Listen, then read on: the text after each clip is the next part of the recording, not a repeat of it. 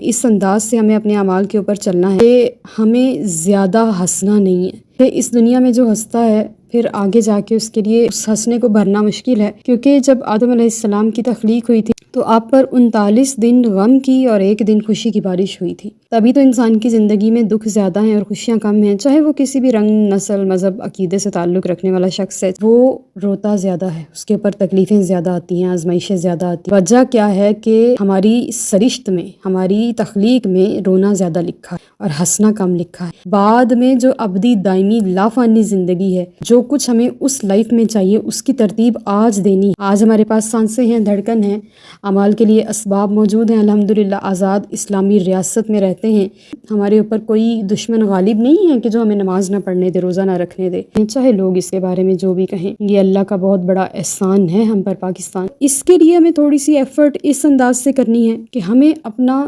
Life schedule check کرنا ہے کہ ہم دن میں ہنستے زیادہ ہیں یا روتے زیادہ ہیں۔ تو بہتر یہی ہے کہ اپنے رب سے رجوع کے لیے رویا جائے، نہ کہ اپنے دکھوں کو لوگوں کو سنا سنا کے رویا جائے۔ اپنے رب سے قربت پانے کے لیے رویا جائے، حبیب کریم صلی اللہ علیہ وسلم کے قریب ہونے کے لیے رویا جائے۔